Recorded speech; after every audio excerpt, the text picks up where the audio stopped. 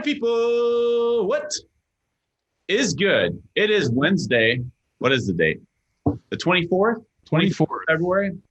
I don't know the dates anymore because it's spring training and every day is a blessing to us. You know Listen, I know this date. It is burned into my soul, Danny. You know why? Tell You me. don't know why.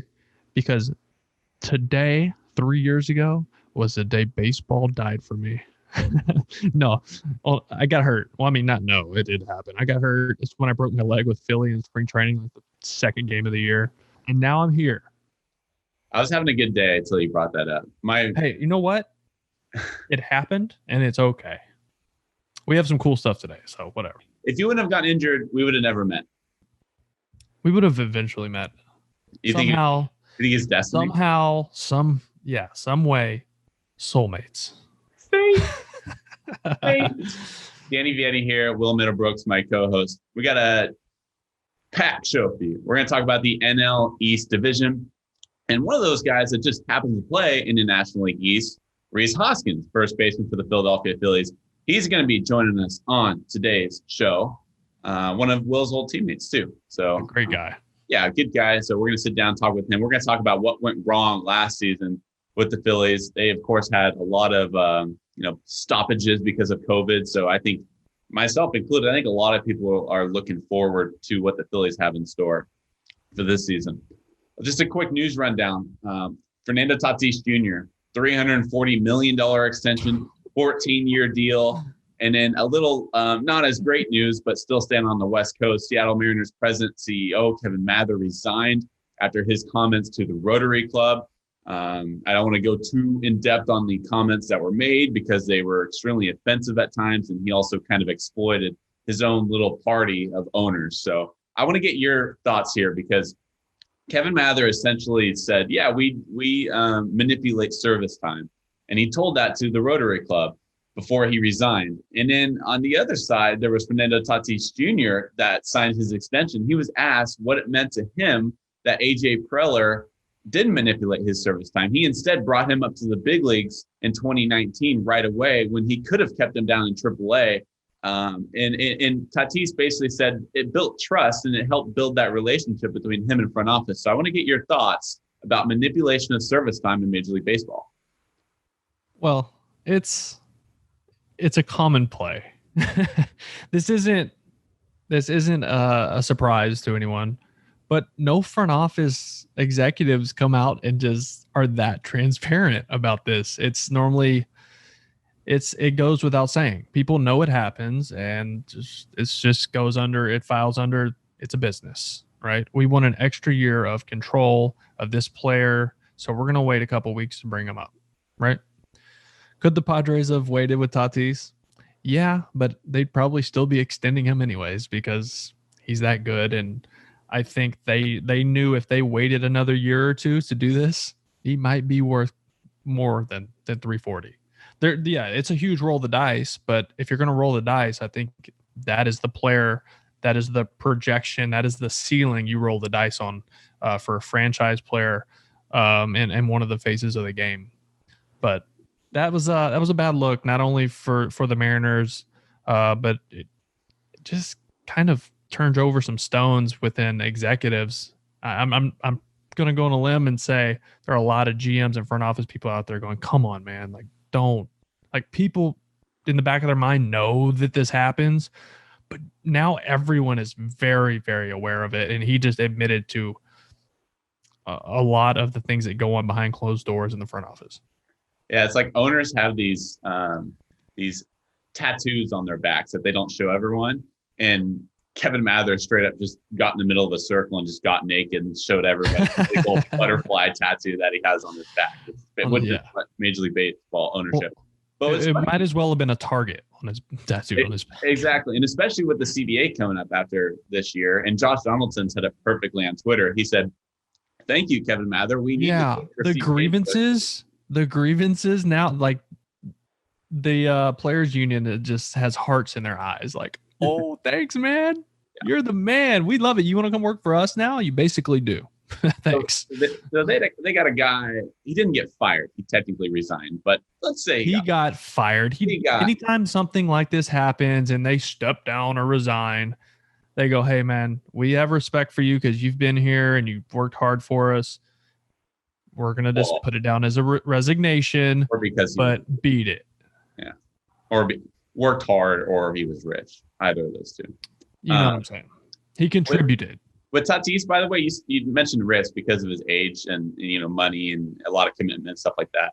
I will leave it at this. If you've ever watched this kid play, he's worth every single penny. And any type of long-term deal, it doesn't matter if the kid's 28, it doesn't matter if he's 21, 22 years old. There's always going to be a risk for injury. It doesn't matter the player, it doesn't matter the age. There's always going to be risk involved when you're signing a guy to a 14-year contract. But if you ever watch this kid play, he could go 0 for 4 at the dish. He's still worth the price of admission because he's going to make an electrifying play in the field. He's going to swipe a bag or two.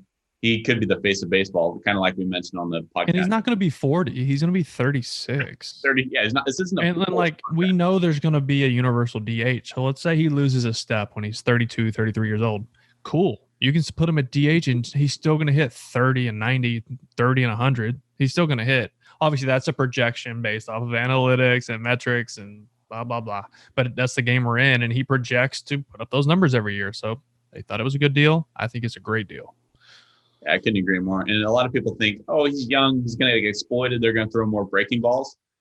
He had a higher OPS against breaking balls, or just as high of an OPS against breaking balls as he did fastballs. So yeah, I think he's going to be all right with the off-speed pitches.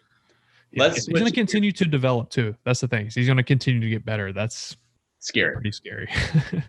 Let's switch gears. Let's head out east where you are. Of course, not exactly, but the Marlins are kind of close to where you are. Let's go east. I'm as far east as you can go in Florida. I've been trying to recruit you to California forever. You just don't believe in our taxes. I like the no state income tax here. Good try. Yeah. But let's talk about the NL East, because just as exciting as the NL West is going to be the NL East, I think those two divisions are going to be the most exciting. The NL East, 1 through 5, you can make the case all 5 of those teams could compete for an NL Central crown. Well, yeah, you're right. I had to think about what you were saying. You said NL Central. Yeah, definitely, because they're definitely down. That's not an indictment on the Central. Huh. No, the Central's down. They are down. But the NL East is just that stacked. That's kind of my point. Yeah, it's a combination of Central being a little down, and we get teams like the Cubs who had the money to make moves and chose not to. So you're so salty about the Cubs. I'm salty about that because I love David Ross and I want him to win. I like that. Okay, well, let me ask you, who do you have winning the NL East this year? Let's get right down to it. This is tough. This is a tough one for me. I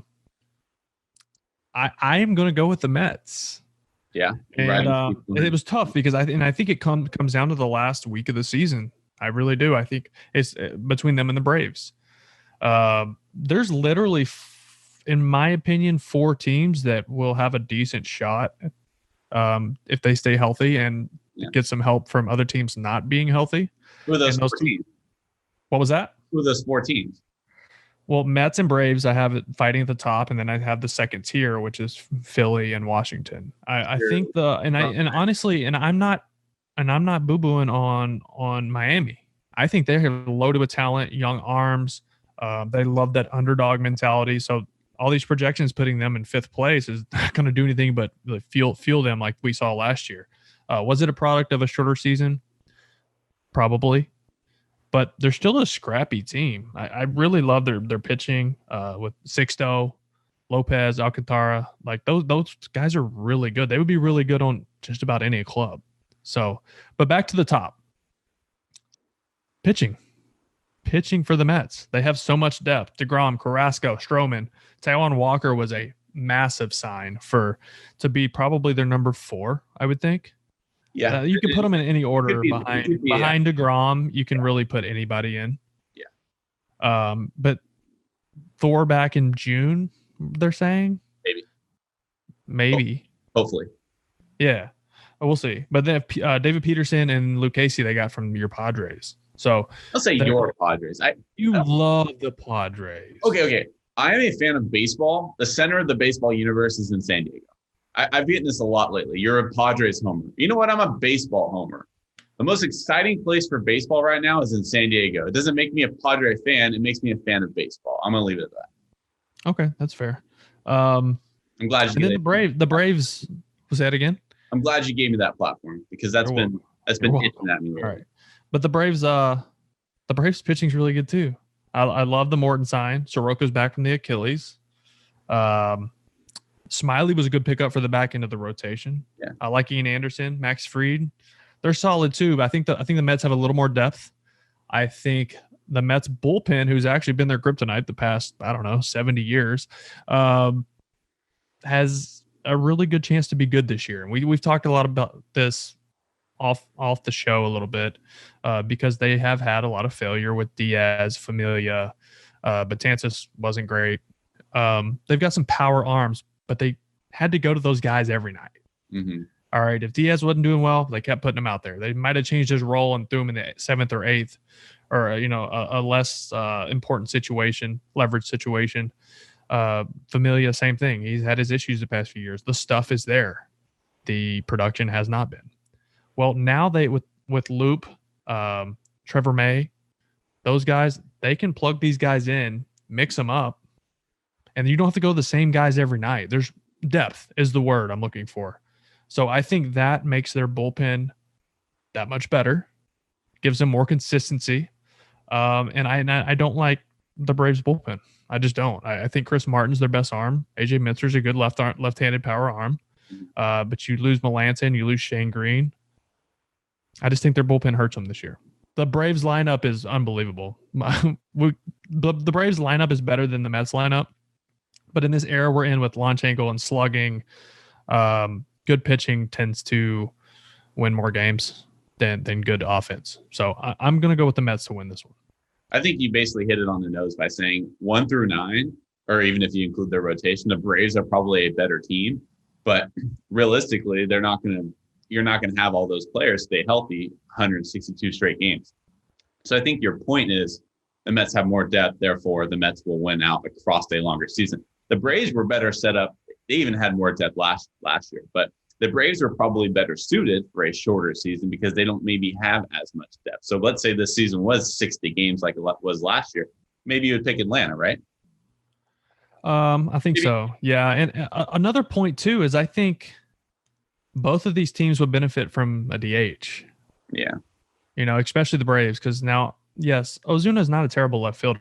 There's this whole stigma around that he's an awful left fielder because he had the shoulder surgery and he won a Gold Glove and the expectations were very high, and then he kind of came back to earth and it's just been pretty average, which is okay when you're driving in 100 runs or more. So they're going to have to, yes, they'd probably like to plug better defense in left and just have them in DH.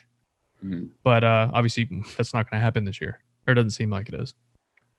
So the thing with the Mets, it's funny. When I look at the Mets, I'm like, oh my gosh, they made all these great offseason moves. They're going to be back on top. I've been a believer in the Mets for the past 3 years.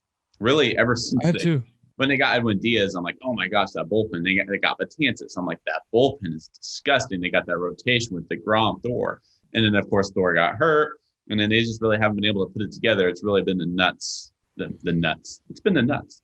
It's been the Mets in a nutshell. I do live down the road from the Modesto Nets. You might have played them when you're in the I didn't play in that league. I never played in the Keller League. Okay. Anyways, the Mets, it's not been a matter of talent. It's been a matter of execution. So last year, they were 3rd in Major League Baseball in OPS, their lineup. They were 4th in slugging. They were 3rd in hits. But guess what? They were only 13 in runs scored. Why is that? They were 22nd with runners in scoring. They were 22nd with runners in scoring position. They hit just 245 with runners in scoring position. So it's not a matter of talent, it's about execution. I think to have better execution, it's about culture. It's about belief. It's about 100% your teammates. And that is an intangible that is not taught, but it's culture. And so for me, having this new ownership, bringing in Francisco Lindor, who's a given leader, that is going to flip the switch for them. So they already have the talent. Now they're turning the tides a little bit, and now they're changing their culture. And now they're going to have Marcus Stroman coming back too, who they didn't have last year. So it's not a matter of talent. They already have the talent. Now, if they can just figure things out and use that talent to their advantage, that's where it's really going to start clicking on all cylinders. there's something to be said about when you come to the field and expect to win every day. Mm-hmm. And it goes the other way as well. I've been on teams where you get to the field and you're like, just got to get through this. You know, I've played on last place teams. I've played on first place teams, and that is a real thing. And you can feel it in the clubhouse when you get there, and you can feel that energy. You're like, every day you get there, you feel like you're going to win. You play better. Mm-hmm. You get there and you know you're going to go out and get your ass kicked. It's tough to show up every day and be your best. Can I ask you this? Can I ask you a question? It's kind of a spinoff off this question or off this earlier point that you just made. In the minors, did you guys actually try and win games? Because it's really about development, but does it really matter if you're in AAA and you win a game?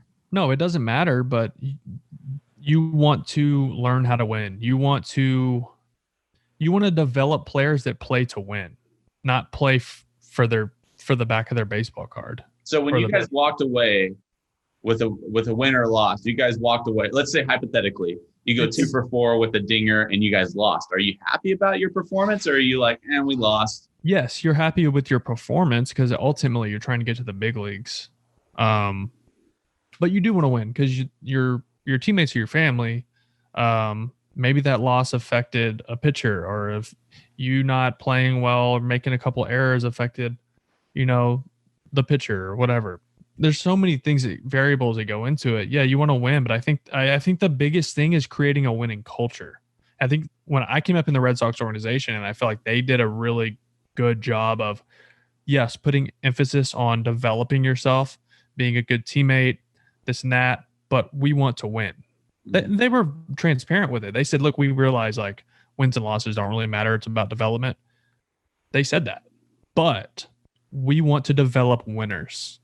If you take a group of players who have lost and never had any success as a team through the minor leagues, they're going to have a different mentality when they get to the big leagues. Selfish mentality, probably. Yes, maybe. It depends on the person and the individual. But if you're used to winning and striving to win, even if you're not striving to win, but you're on a winning team, you expect to win. It's what's normal. So it's like ingrained in you. I need to do what's best for the team to win. Okay, runners on first and second. This is just hypothetical. Runners on first and second. You're in AAA, bottom of the ninth. You're tie ball game. Are you bunting? Or are you swinging away? If the coach gives me the sign.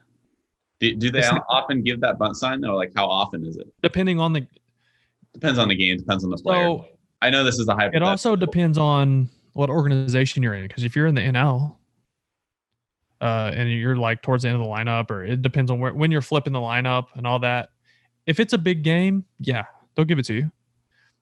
I bunted maybe once or twice in my entire minor league career. And when I got to, and I definitely did in high school, but I was asked to bunt multiple times during my rookie year. Yeah. I was expected to get the bunt down, and I'm like, thank God I worked on this a little bit, because there's guys who have gone up to the big leagues, been asked to bunt in a situation, couldn't do it, and got sent down.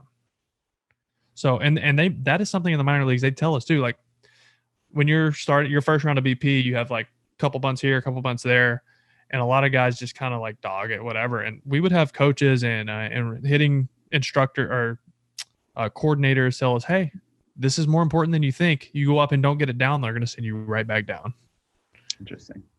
Yeah. So there's more emphasis on it than you think. It's not that big of a deal. It's not that big of a deal until you screw it up in the big leagues. It never is.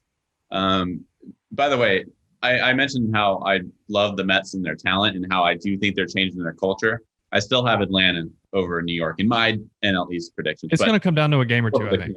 Do you think it's close? Do you think they're both like this? Okay, so this is what my division looks like. I have Braves, Mets, Phillies, Nationals, Marlins. I could see every single one of those teams be incorrect in my predictions. I could see the Marlins finish in first place. That's a sign of a really good division, though. I think this is the best division in baseball. 1 through 5, yes, I would agree with you. Yeah. I'm not saying they have 1 through 5, absolutely the most talent.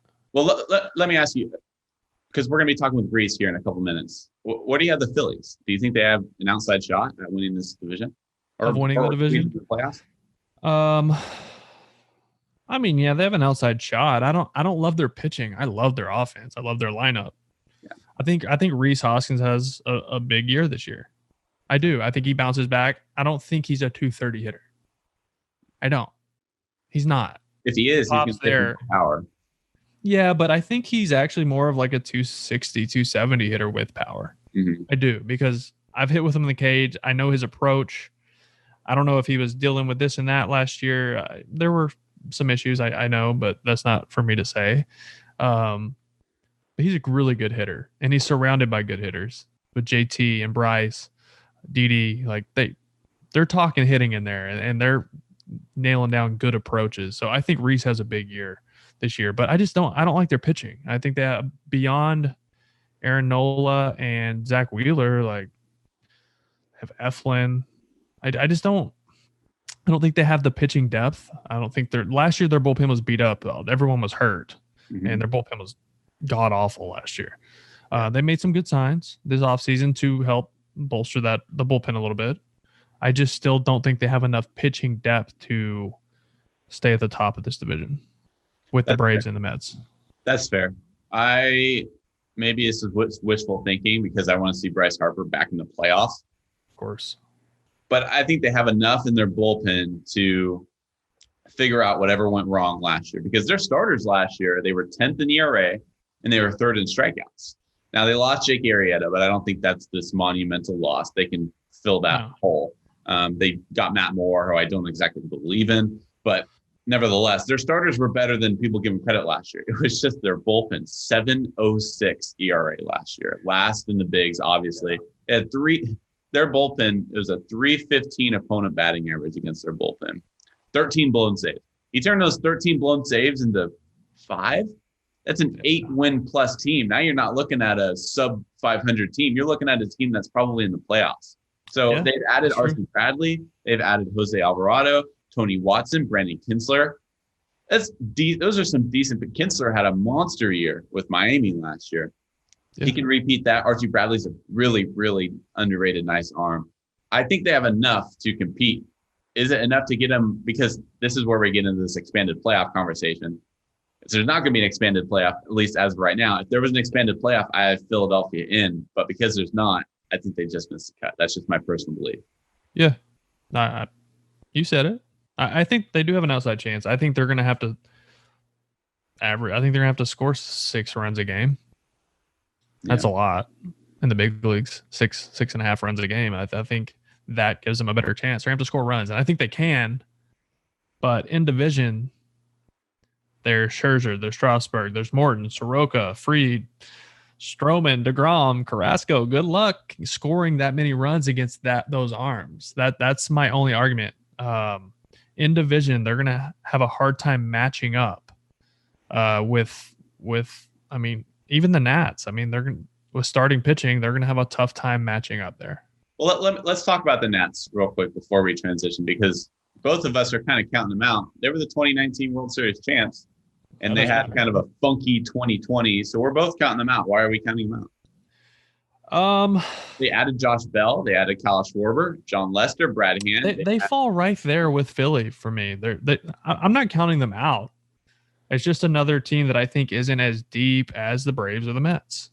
Period. I think they're right there with the Phillies. They have good players. I mean, Turner, Soto, Schwarber. I think Schwarber has a good year, actually. I think the change of scenery would be good for him. Josh Bell, like you said. But Scherzer, Corbin, Strasburg, Lester, I think, like I said a few weeks ago, I think Joe Ross, if he can get in that, if he has a good spring, I think he ends up having a good year. If he doesn't have a good spring, they're not going to put him in the rotation. Because they have, who's the guy? Is it Freddie? Freddie? Freddie? How do you say that? Freddie? Is it Freddie? Freddie? Yeah. Freddie? One of those. That guy. We know now who we're talking about. That I think he's got a chance to be at the back of that rotation as well. But I don't know, man. What's their bullpen look like? I mean, I don't. Brad Hand was a nice pickup. Tanner Rainey. Brad Hand was a nice pickup. You're right. Tanner Rainey is very hard. They lost Doolittle, right? They lost Doolittle, and then they added Jeremy Jeffers, who you like. Jeffers. He's got to make the team. Well, he's on a minor league deal, which kind of blows my mind. He's been sub 2 for the last 2 seasons, correct? 2 out of 3. So Okay, yeah. It was yes, correct. The year 2019 was not good for him. Right. But he was dealing with injuries too. So exactly, which doesn't. I don't know, man. He had a 175. It was 22 appearances last year. He still had a 175. Everyone, I know his numbers scream. It was lucky. He was lucky. He was lucky. I'd rather be lucky than good any day of the week. Yeah. Any day of the week. Yeah. If you're lucky, I got a question. If you're lucky, are you good? And if you're unlucky, are you bad? I think if you're consistently lucky, you're good. If you're that means consistently lucky means you're just good. Exactly. Like if you just come around, like you happen to come around on success every once in a great while, you're lucky. But if you're consistently lucky, you're not lucky, you're good. I think they could have given him someone should have given him you telling me nobody could give him a big league deal for $2 million? Brandon Kinsler, minor league deal with who we just talked about, Philadelphia. He had a monster year with Miami. So isn't that crazy? And it's all because of metrics, analytics, and how they project players, that's where we're at. I get it. But I think analytics.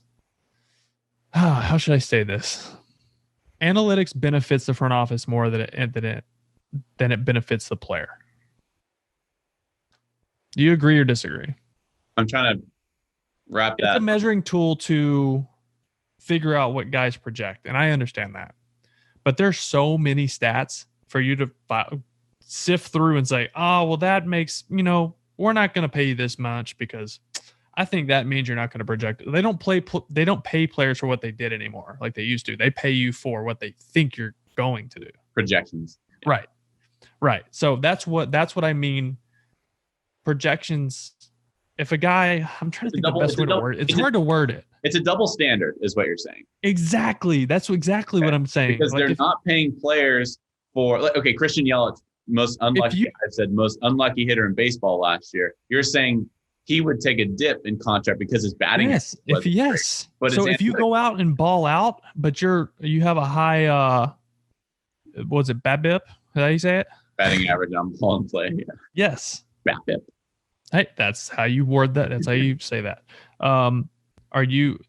You go and you have a good year and that's really high. All of a sudden, oh, well, he's lucky. He was lucky. So we shouldn't pay him. I know he hit 350, but it was because he was lucky. Mm-hmm. Oh, no, he hit 350. Yeah. So you pay him for that. Not, well, he was lucky. He hit 310 the other years because more balls were caught. No, it doesn't. That blows my mind. I get it. But that's where I say the front office takes advantage of the numbers. Because if you were lucky, you played well, but your numbers show that you were lucky, was quote unquote lucky, then we don't have to pay you as much. But if you were bad and it shows you're unlucky, they'll be like, oh, no, you were bad. Your numbers weren't good, so we don't have to pay you. That's the double standard. You only hit for a 220 batting average, but my BABIP was less than, I was clearly just unlucky, sir. So give me a major. Right, but that's they twist it to have it match what they want to pay you every time. That's why I think it benefits the front office more than the player. Now, there are players who benefit from it, like a Harrison Bader, someone like that. Like his analytics are really good and his numbers maybe don't show up. I think he's still in the league. I think pitchers can benefit from it. I think get the whole lefty on lefty matchup type thing. Like, oh, he's really good lefty on lefty. Let's give him a couple more. Let's give him a major league deal because we need a lefty on lefty. Right, but opponents right-handed against them are batting .590. Exactly. Right? It's like, but you have a good slider that lefties don't see very well out of your hand. So now you're a big leaguer for 10 years. It's like, that's crazy to me. Look at Sergio Romo. Like he never has had like elite stuff, but his slider, I've faced him. Like you just don't pick his slider up well, and righties just can't hit it. I don't know. Maybe that's a bad example, but like he doesn't have elite stuff yet. Feel like he's been in the league for 50 years. Right. Yeah. It's crazy. Yeah. Okay. Before we transition just to clear things up, you have the Mets winning division and you have close. I got them winning by like a game. And then the Braves probably taking a wild card spot. Yeah, I do. Okay. I am the opposite. I have the Braves. Along with the Padres in the wild card spot. gosh, that's ridiculous. Isn't that crazy? They're going to win 95 games and be a wild card team. The two best teams. I don't want to say the two best teams, but two of the best teams could be wild card players. Really? Yeah, they could. As we saw in 2019, wild card teams win World Series. That's true. Let's catch our breath. Let's have Rhys Hoskins coming up next. Back here on the Fantasy Baseball Today podcast, back here with Philadelphia Phillies first baseman Rhys Hoskins joining us on today's program. Thanks so much for joining us today, Rhys. Yeah, guys, I appreciate you guys having me on. It's always good to talk some baseball. Well, let's talk baseball. Let me ask you this first. You guys are running it back. You guys re-signed Didi. You guys brought in Archie. You're bringing back JT, of course. I failed to mention JT. How dare I do that? You guys are running it back for another year, and I'm excited for you guys because first and foremost, right from the bat last year, you guys had COVID complications, not necessarily with your team. You guys were playing the Marlins in that first series, and everything, the hit the fan right away. I'm pumped for you guys just to have a full 162 with your guys' squad. How pumped are you to finally, run it back and have a real, I don't want to say a real season. I hate to negate the 2020 season that it was, but how pumped are you to give it another shot with these guys? Yeah, man, I can't wait. It also feels a little longer too for me because of the injury at the end of last season. So, there's obviously with what the front office has done, the last month or so, and spent some money and brought back a lot of important players for us. It's great to we kind of feels like we got a glimpse of what the team could have been, last year with only playing 60 games. So we got a lot of guys that have proven themselves, over the long season that it is for many years in their career. So I'm excited to see, what this lineup can do potentially over a long season, a normal season. We scored a bunch of runs last year. I don't really see why that would change this year. So it feels like we're going to be in a lot of games, and that's really all you can ask for. Yeah, that offense, I was tweeting about it a couple weeks ago when you guys re-signed JT and just saying, like, the lineup is this pretty much the same as last year, but I still really like it. Scoring runs wasn't the issue. It was stopping the runs. Sure. And that offense needs to be that good because you know how good the pitching is in your division. It's ridiculous. I mean, Danny and I were talking about it earlier. I think it's the best division in baseball. When even the Marlins, who are going to supposedly hold up the last place, they're still going to compete and they're still going to play hard. They're young, they're talented. We saw what they could do last year. And then obviously what the Mets are doing, what the Braves have been doing. There's tons of good arms. So as a hitter, it's going to be in the heart of that lineup. You have to be following these moves that are going on. And it's not like you prep differently, but you got to be a little more locked in come April. Of course, man. Of course. We can just go straight to Bauer, right? Like, obviously thinking about adding that arm to the division in a division full of what I think, and I would agree with you, I think when you can't pick a division winner and you can't pick who is going to be at the bottom of the division, it probably means something that's pretty good about the division. I also think it has the best arms in the league by far. I'm biased. Obviously, I get to see these guys more often than not. I say get to. It's not fun facing these guys, how good they are. But, yeah, man, I mean, it's going to be a great season. I think, like you said, we're going to score some runs. Last year was weird, no matter how you spin it. And I think, with some of the presence that we've added arm wise, guys that have, been in this league, there's experience, some of those young guys in the bullpen to lean on. I think you're going to see some different results over a normal season. And I think that has us pretty excited. How much do you think that we mentioned it already? The COVID interruptions from last year. How much do you think impacted your guys' team and just the inability to get any kind of consistency going? Because, like I said, right from the jump, COVID, and then you guys had to take the break. You think that really played a factor in how you guys resulted as a group last year? It's hard to say either way, man. I mean, look, everybody at the end of the day had to go through, living through the virus last year when we didn't really have a whole lot of information on it. I do think it's going to be a lot different this year because we have the foundation that worked pretty well. Obviously we had a couple breakouts throughout the league, but we have a foundation that worked. And I think, we can tighten some protocols and adjust when we need to. But I will say that I think our staff and Joe Girardi did a really great job at stressing the importance of being flexible. Just like anything could change literally at any minute. Everyone's doing their best with this thing. We don't really know what the best way to go about this is. So we were prepared for anything. Obviously, it wasn't ideal, having to shut down for a week after just getting going. But we did what we could, and we're just going to continue to do that. We'll be good. So you brought up Joe. So obviously when I was there with you, I think was your second year in the big leagues with Gabe Kapler, and then now you got Girardi. Two different. I don't know. I haven't played for Girardi, so I'm not sure of his style. But I know he embraces the new wave of baseball and analytics, which you have to in Philly. I got to know Sammy Fold, and now he's in the front office, which he was kind of the bridge between the analytics group and the players. It pretty much put it in layman's terms and dumb it down for the players, which was a really cool position, I thought. But I guess my question is, what's the biggest difference between Kapler, who's very analytical, and Girardi, who is known as more of an old school guy who is, like I said, embracing the new age of baseball? Sure. I think it's exactly that, man. They're both very straight edge people, right? They're very thorough in their work. They prepare like no other. Both communicate better than anybody that I've been around. Obviously it's a little bit different because it's at the big league level and the lights are brighter and this and that. But I think it's just that old school mentality. Joe played further back. He's a little bit older than Cap, and the game has changed in those years.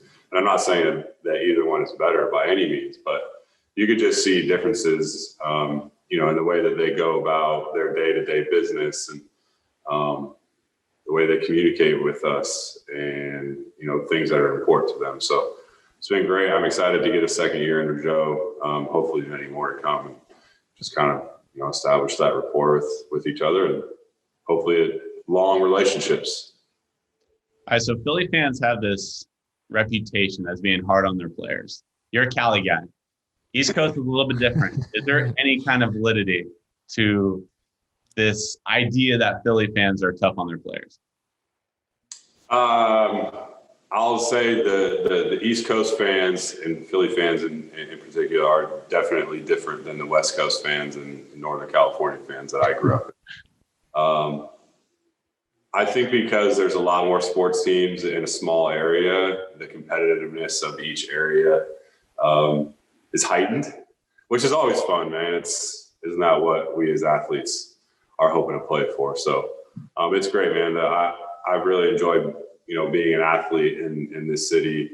It's really broadened my perspectives on sport in general, coming from California. So it's been really fun to be a part of. All right, so I want to change gears a little bit. Obviously, we spent some time in the cage together when I was with you in 18. And this was, 2017, 2018, analytics were really starting to roar and get big, especially with Philly. I've seen how you go about your business in the cage, and your routine in the cage is your baby. Like you have your routine, you stick to it every day. And I thought that was really impressive for a young player early in the big leagues. And you were one of the most disciplined cage workers I had been around, which was really cool. So getting into that and how big analytics are, do you look at the analytics? Do you use certain analytics? If so, which ones? And do you take them into your cage work? I know we can talk about launch angle and this and that, because I know you were trending up every year in launch angle. I mean, I hate talking about that, but that's where we are right now. And is that something you think about? Is that something you work on? I just want to hear your thoughts on that side of things. Yeah, totally, man. Look, I think the analytics side of baseball is something that if you're not doing it, you're behind. I think at this point, it's so widespread and can be helpful. I think we as players can get into trouble because we don't really know what the right amount of information for us is. And every guy is different. Do I think about these things? Not really, no. Definitely not in the game. I think a lot of these things are brought up really when there's a lot of struggle. I am the type of hitter that when it's going well, I'm not thinking. There's just a lot of reacting. And I'm sure you've heard a lot of guys say that to you. I'm sure you've had a bunch of conversations with, guys in the past, and they've said the exact same thing. In the off season, it's a little bit different. Maybe there's an overall focus that I'm trying to make a little bit more normal for me. Whether it's whatever it may be. So yeah, there might be a little bit more dive into some of those specific numbers during the off season. Yeah. But during the season, I'm more of a field hitter, and sure, I know what I'm trying to do, and a lot of that is high line drives or line drives or high or whatever, and my misses will hopefully go over the fence. So, but that's because that's the type of player that I am. And I think every guy's different. So you just kind of need to find the type of player you are and what works for you. That's what people think too, is they think guys are trying to lift the ball. No, you're not trying to lift the ball. So you're as a hitter, especially now with this new age wave of hitting, you're not trying to lift the ball. You're simply just trying to be, for the correct terms, on plane with the pitch. Right. So the longer if you're able to match the plane of the pitch, you're in the hitting zone longer. So there's a bigger room for error. Exactly. Right. So your timing can be early or late, and you're still got barrel. It gives you a bigger chance to square the ball up. That's all it is. It's not you trying to hit the ball in the air. That's just the result.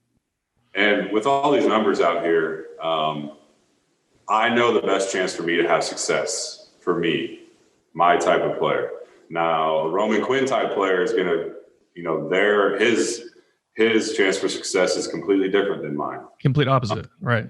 So I'm just trying to maximize the amount of times that I can have success, that I can impact the baseball.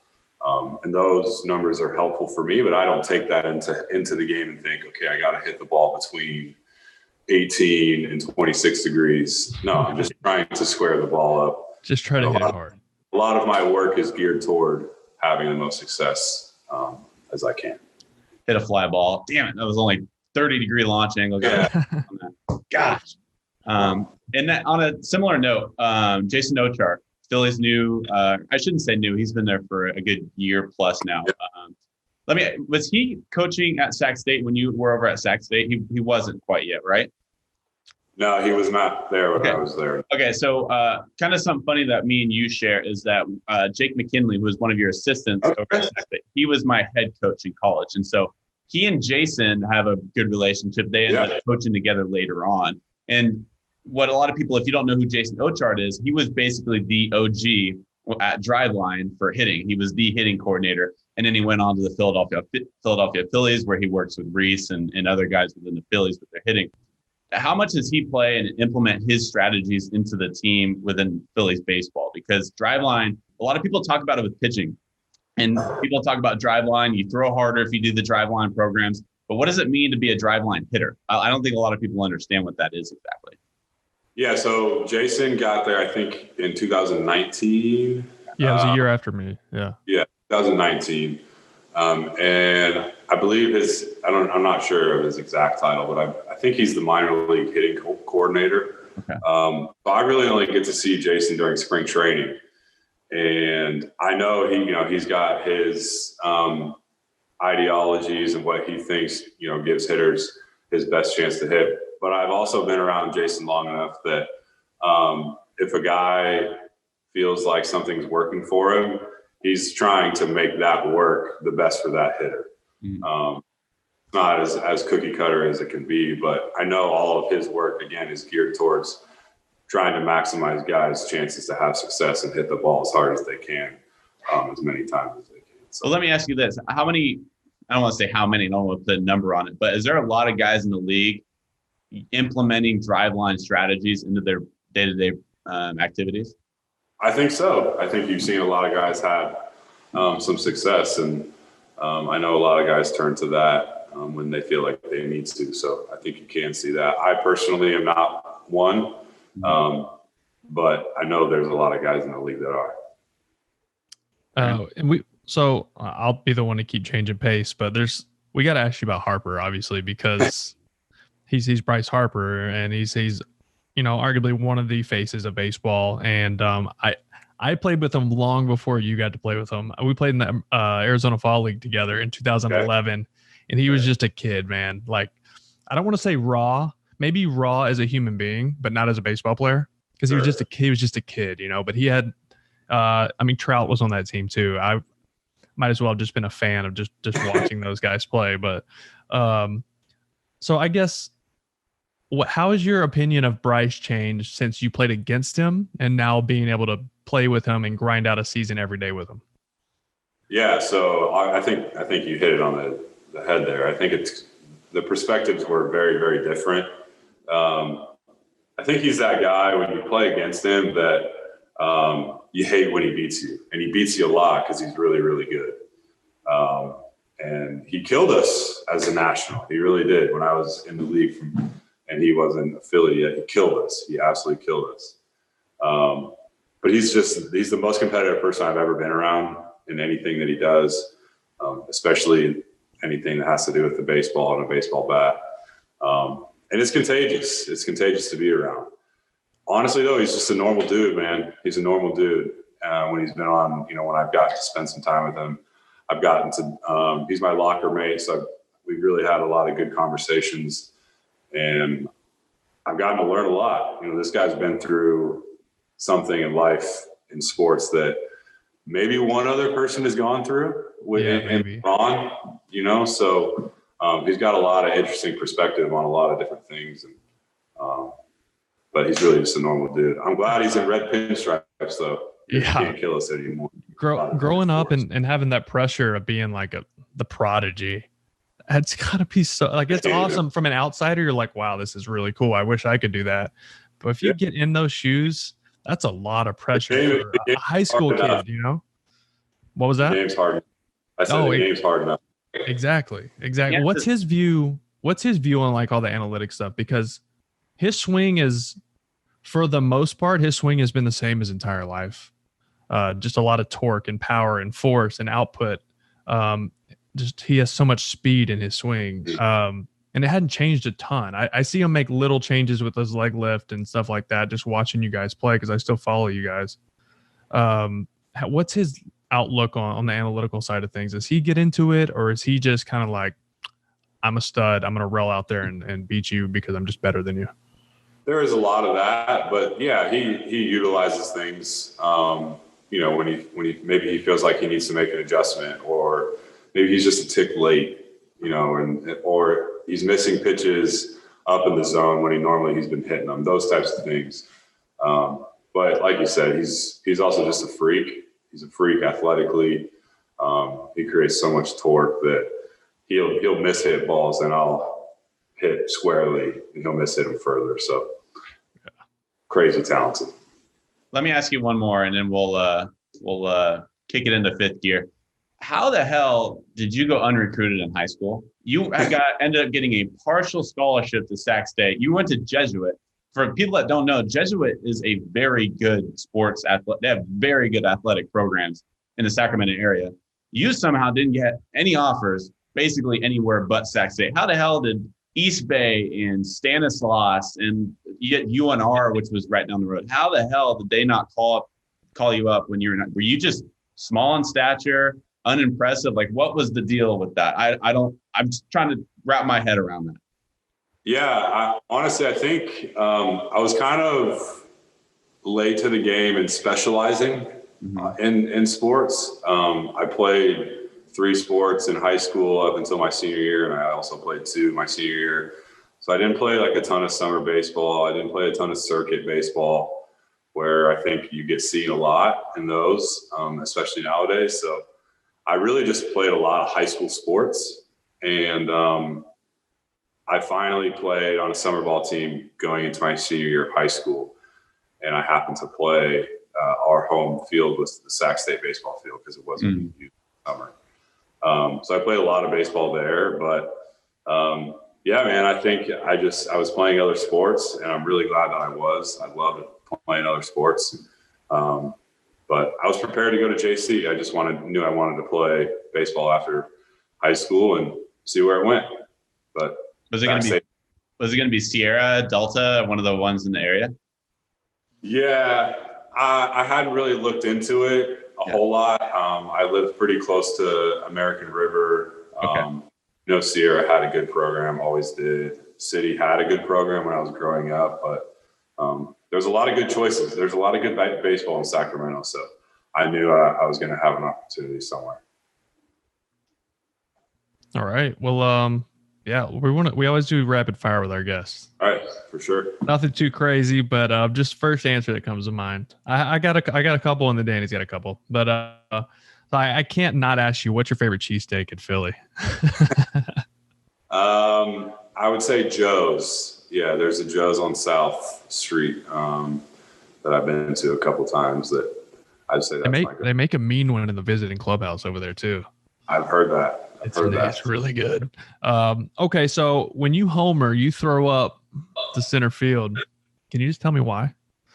Yeah, so a couple of years ago, Hector Neris came up to me in the locker room. I think I hit a couple homers in a game, or maybe just one.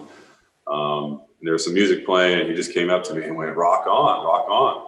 So I think I hit another homer the next day, and he was going crazy in the bullpen throwing that up to me. So I threw it back to him. And so it's to the bullpen. Okay. Yeah, kind of stuck. All right. I didn't know if you stuck your wife out in the center field seats and made her sit out there. All right. I got it. Okay. So let's rewind 2018 spring training. Who was your favorite teammate? Will Middlebrooks. Don't give him that. He was fishing for that. On a serious note, what's the teammate you've learned the most from over your time in the big leagues? I spent not a lot of time with this guy, but a lot of meaningful time was Jay Bruce. Oh yeah. Jay Bruce, the last probably year and a half. Learned a lot about the game, about everything about the game. First class dude, man. First class dude. Yeah. All right. Last one for me. What's other than playing in Philly, what stadium do you love to play in? I would say LA, the Dodgers. It's just a really different cool atmosphere. Yeah. Back to California. Fenway is different, obviously. Wrigley's different, obviously, because there's just so much history. But I would say LA is my favorite. Okay, Jordan or LeBron? Jordan. Brady or Jordan? Jordan. Fair enough. Wow. Fair enough. Okay. Especially Super Bowl. Not Brady's shoes aren't as cool. I don't know what you guys think about today, but I'm not a huge Brady fan. Really? We'll cut this out of the podcast. I want to hear what you mean by that. I promise I'll cut this out. You said you're not a Brady fan? I grew up a Raider fan, so the tuck rule is that clip is ingrained in my head. Left a bad taste in your mouth. I get it. Did you grow up in Carmichael or? I did. Yeah. Okay. Yep. Right. Yeah. So you know Roma's Pizza? Oh yeah. Oh, that place is good, right? Yeah, Roma's, and then another place we would go to a lot is Mark and Monica's, which I don't know if you know where that is. It's over by ARC. Okay. Really good. Right on. I lived right off of Greenback for 2 years, I think. So, anyways. Okay. Nice. You got anything else, Brooksy? No, man, this was great. Rhys, I enjoyed this, man. I miss you, buddy. We gotta talk soon and stay in touch. And I know you're driving down to spring training soon, so drive safe. Appreciate it. Good luck this year, man. I'm really looking forward to watching you guys. Yeah. Glad to see y'all are killing it with this. It's been fun to follow. I obviously will continue to. Yeah, we'll talk soon. All right, man. Cool, man. Appreciate you guys. Later. I think Rhys Hoskins could be, if he has a monster year, he could be a real difference maker for the Phillies. I mentioned I think they have an outside chance. Let me ask you, who's going to be the biggest X factor / difference maker in that division? Not just with the Phillies, but everyone across that division. Who are you thinking? I definitely agree on Rhys. I do think he has a big year. I think his numbers dipped a little bit the last couple of years, but I really think he's a mature hitter. Yes. He soaks up everything around him, and he's surrounded by some really good hitters. So He's so I think he has a chill. big year. What? He's so chill. He doesn't press. No, man. If he does, we can't tell. That's for sure. Difference maker for me, I'm gonna stick with the Mets, and I'm gonna go with Marcus Stroman. Yeah. We know what we're gonna get from DeGrom. Yeah, I think Stroman actually has a really, really good year. I think he has maybe his best season he's had as a professional. He's fresh. He had the time off last year. Just talking to him on this show, his mindset is like, I mean, even following him just on social media and on Twitter and text conversations that I've had with him, his mindset is just on another level. His work ethic is on another level. Yes, he's a small guy, so he maybe has to put in a little extra, but his drive and motivation and the work he puts in has really impressed me. Mm-hmm. And I don't think he's going to do all that for nothing. I think he goes off this year. And we'll say he's a number 3. He's going to be the best number 3 in the game. And I stand by that. I think he has a phenomenal year. Whoa, Clayton Kershaw is like punching the air right now because he could be the Dodgers number 3. That's fine. I think Stroman has a better year. Wow, fair enough. I will say Stroman back in 2019, which is the last season he pitched because he sat out 2020. His FIP was 3.72, very good. Expected FIP 3.99. So we'll see what the law of averages brings out of him. Noah Syndergaard is, I really think he's going to be the difference maker. The only problem is that I don't want to put too many expectations on a guy coming back from Tommy John surgery. We talked about this offline. It's one thing to expect Mike Soroka to come back to his physical peak because he's coming off of a lower leg injury. But when you're coming off of elbow, shoulder, anything in that arm, it's hard to place too many expectations on the guy. But if Syndergaard comes back in this any sort of shape that he once was, yeah, and you that's have 4 Cy Young caliber starters. Yeah, and the Mets, I mean, they're going to need him in the second half. They're known for kind of losing it in the second half. So I think he comes back strong. I think the hardest part for the organization will be not bringing him back too early because he looks good in camp. He looks good in his bullpens. He says he's ready to go. Play it safe. You have the depth right now, and you're going to start the year, hopefully, with everyone healthy. Give it a couple months. Let him be ready, and then even more ready, and then bring him back. And then you're going to get a strong second half, and you'll be off and ready to go for next year, too. So it's about more than this year for the Mets because, I mean, it looks like they're set to be pretty good for the next few years. Breaking news. Breaking Mets news.